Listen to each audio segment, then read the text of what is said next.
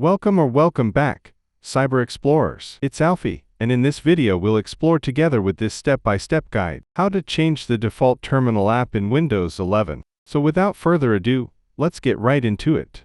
To change the default terminal app in Windows 11 and understand how the terminal ecosystem works, here's a clear breakdown. Changing the default terminal app. You can choose between Windows Console Host and Windows Terminal as your default terminal emulator. Here's how to change it. Method 1. Via Windows Settings, open Settings, Windows key plus I. Go to System, then for Developers. Scroll to the Terminal section. Choose one of the following. Let Windows decide.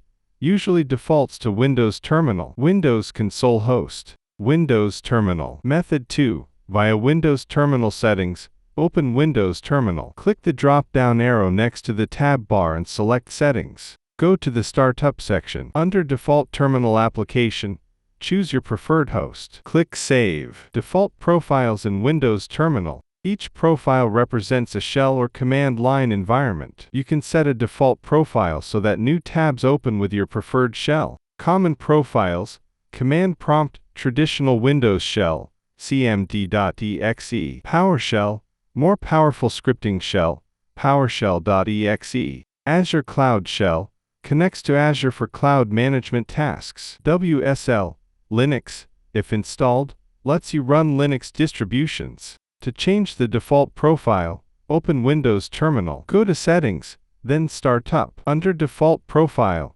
choose your preferred shell. Click Save. Windows Console Host versus Windows Terminal.